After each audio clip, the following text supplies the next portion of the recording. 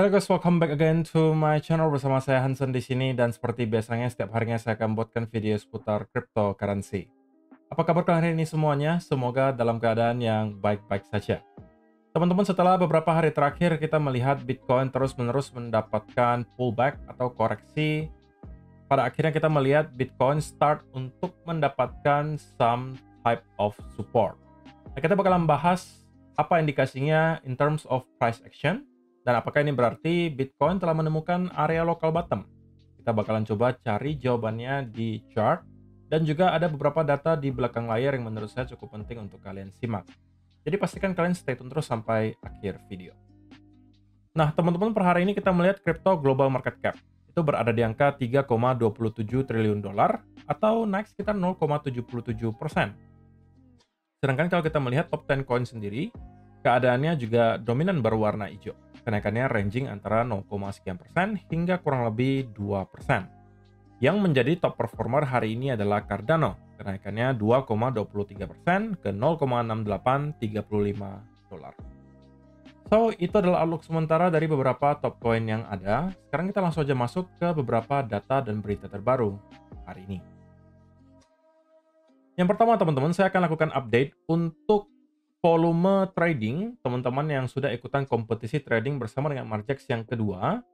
Akhir kompetisi ini nanti akan ada di tanggal 30 Juni, teman-teman. Jadi itu hasil negosiasi saya bersama tim Margex supaya teman-teman mempunyai waktu lebih untuk bisa farming volume, supaya bisa mendapatkan berbagai hadiah. Selain daripada USDT, ada juga cash 1,5 juta rupiah, iPad 10, iPhone 16, MacBook Air M4, Asus ROG Strix G16.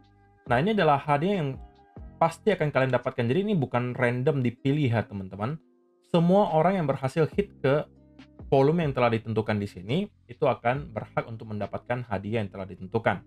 Jadi kalau misalnya ada 10 orang misalnya yang berhasil hit ke angka 5 juta volume, jadi ini adalah personal volume ya, teman-teman, volume kalian masing-masing, ya berarti ada 10 orang yang akan dikirimkan iPhone 16. Jadi ini tidak terbatas untuk misalnya satu orang random yang bakalan dipilih untuk mendapatkan iPhone 16, tidak seperti itu. Jadi semuanya yang berhasil hit ke volume tertentu itu akan mendapatkan hadiahnya.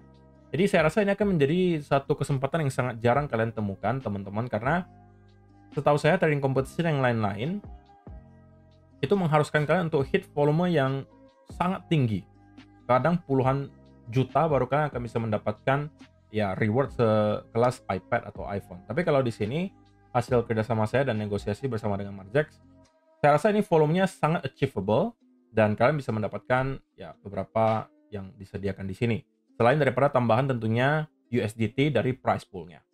Nah, per hari ini teman-teman, itu yang menjadi peringkat pertama ada di user ID 704-74279 dengan turnover volume sebesar 323.000. Jadi sekali lagi ini juga bisa teman-teman baca semuanya. Kalau kalian pengen informasi lebih lanjut, lebih detail, dan update yang lebih sering, kalian bisa langsung aja join ke grup Telegram yang sudah saya sediakan secara gratis. Linknya sudah ada di kolom description. Nah, ini adalah hadiah produknya, kalau teman-teman mau tahu lebih lanjut. Jadi ada MacBook Air M4, Asus ROG Strix, ada iPad 10, ada iPhone 16, 1,5 juta rupiah. Ini masing-masing akan kalian dapatkan nanti kalau misalnya kalian sudah berada di akhir kompetisi. Kita bakalan lihat berapa volume yang kalian hasilkan. Ini volume pribadi sekali lagi. Kalau hit ke 3 juta, berarti kalian dapat yang ini, 5 juta, 10 juta, dan 15 juta. Jadi pastikan kalau teman-teman mau mendapatkan hadiah-hadiah produk di sini, kalian sudah farming volume mulai dari sekarang supaya kalian mempunyai waktu yang cukup panjang gitu ya sampai dengan akhir Juni nanti.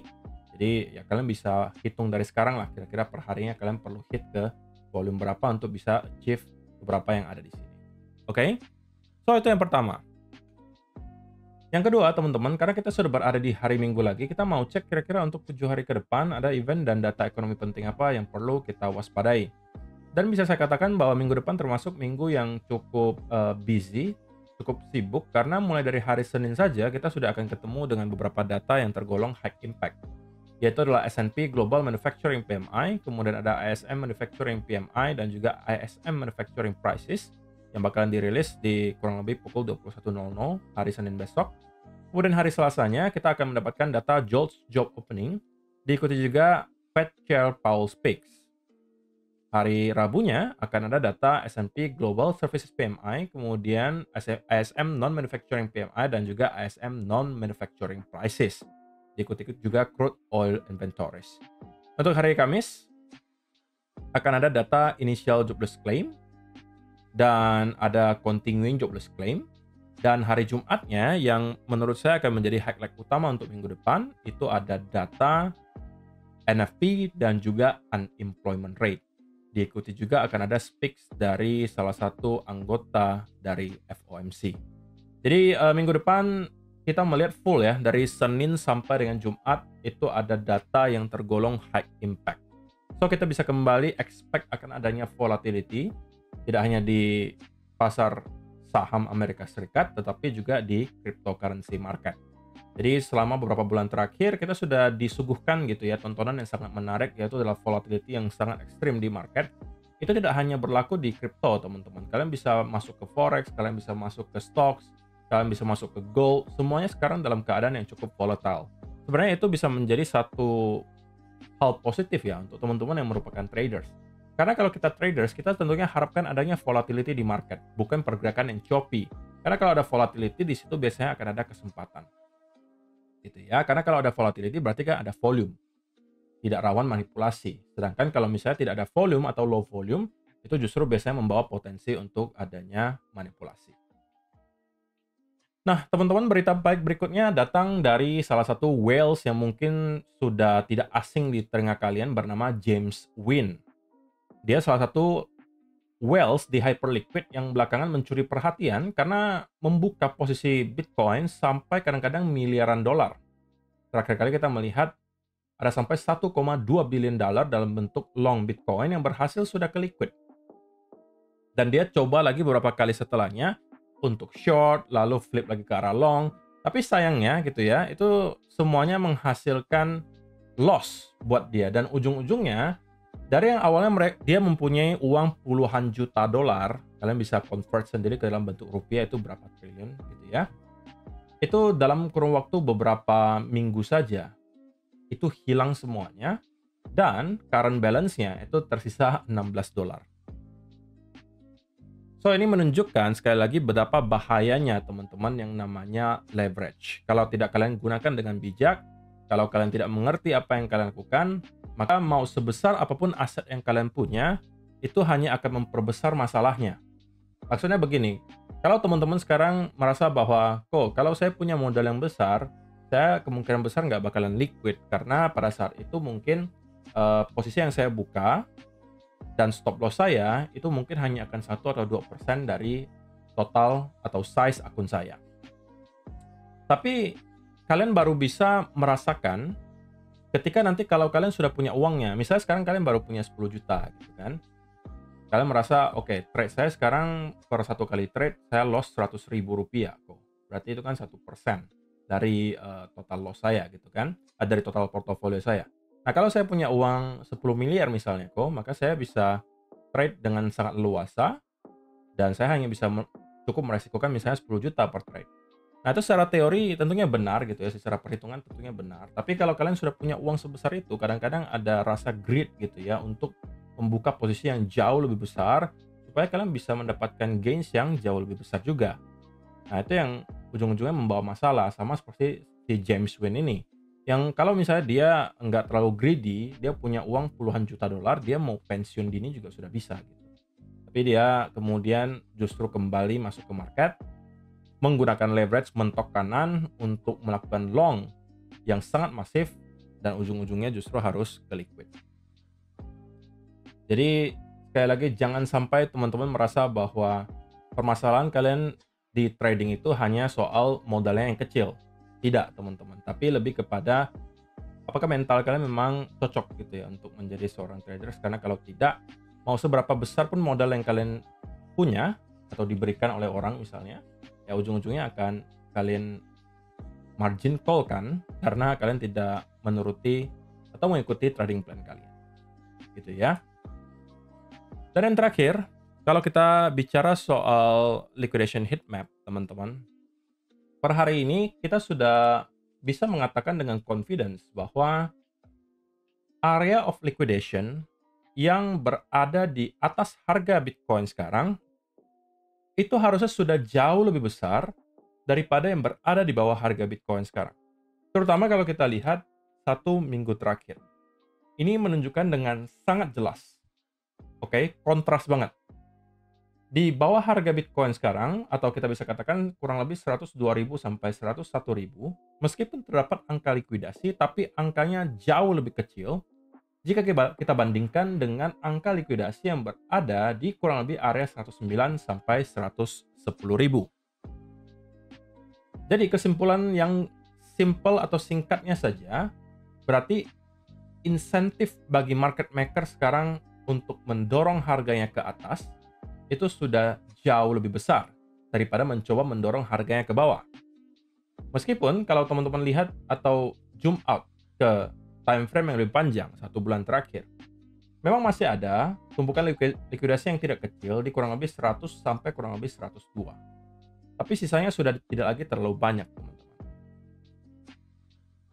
Nah, apakah kita akan mencoba untuk menjemput ke area 100.000 dulu sebelum pada akhirnya kita mendapatkan support?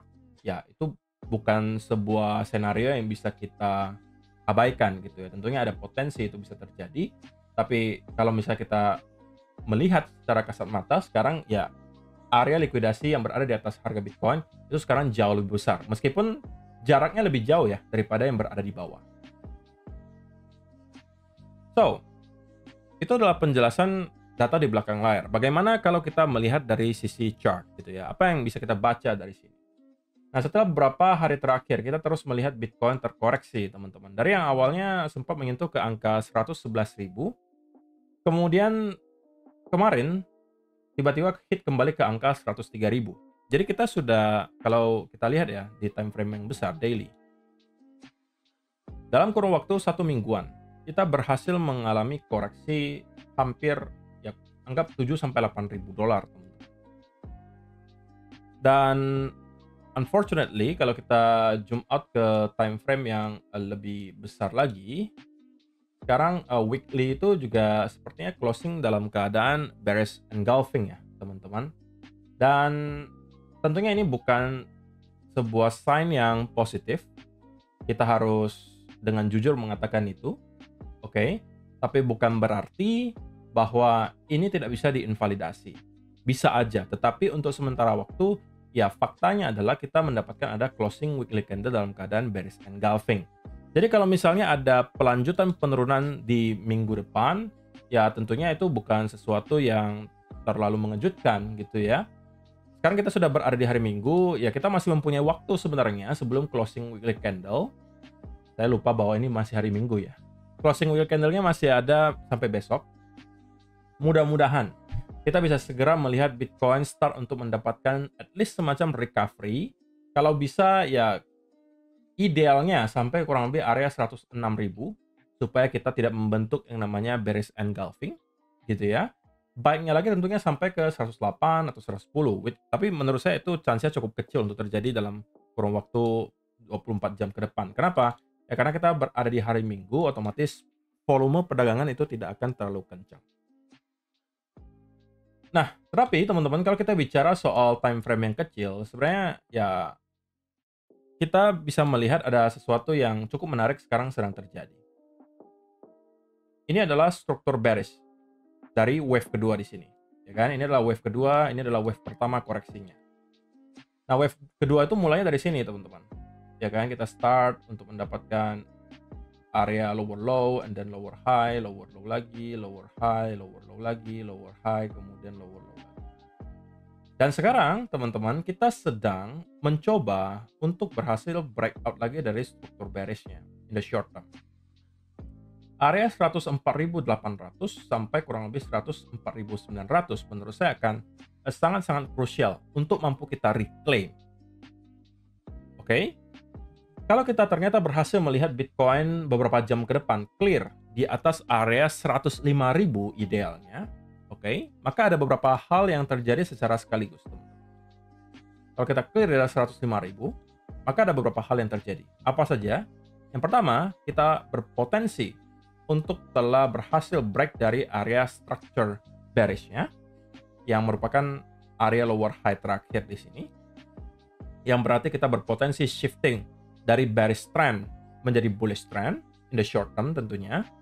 Yang kedua, kita juga berpotensi memvalidasi inverse head and shoulder di sini.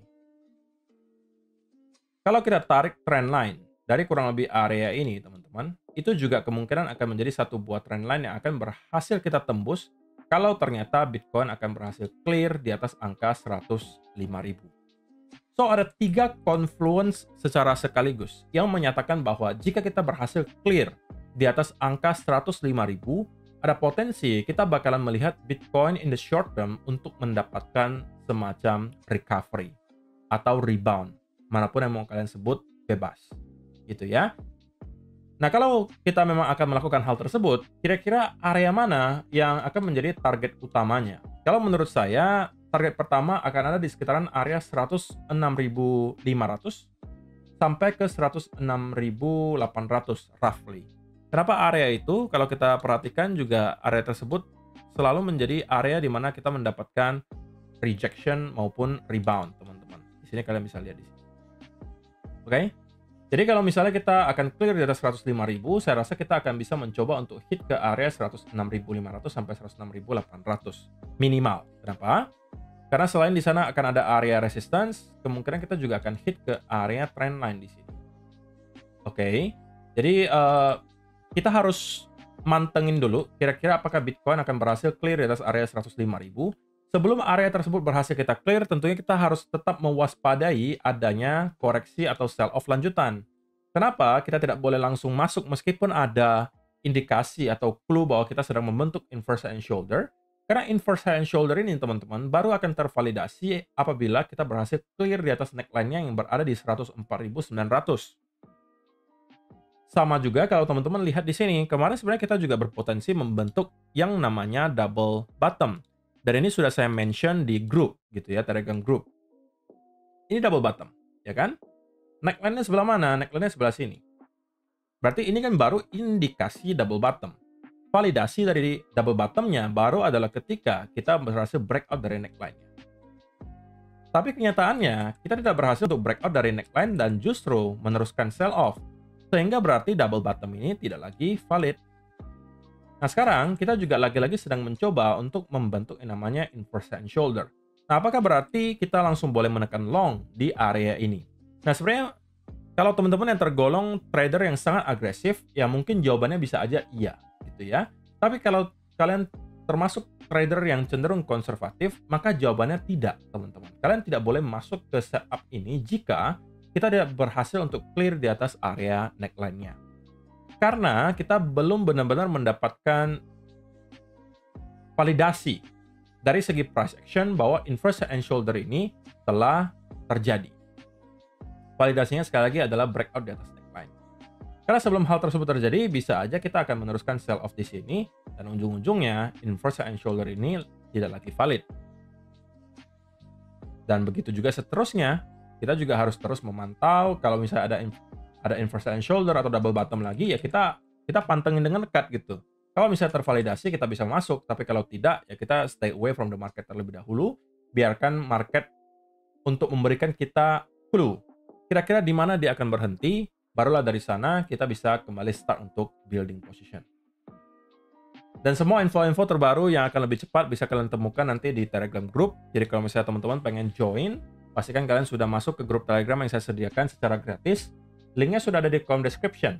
Selain daripada itu, tentunya juga jangan sampai lupa untuk ikutan kompetisi trading bersama dengan Margex yang akan berakhir di tanggal 30 Juni nanti, di mana teman-teman akan bisa mendapatkan hadiah berupa USDT dan juga hadiah produk yang dimana produknya itu bukan abal-abal. Di sana ada iPad, ada iPhone, ada MacBook, ada ROG, ada juga cash yang bisa kalian menangkan hanya dengan ngehit milestone, volume milestone yang telah ditentukan.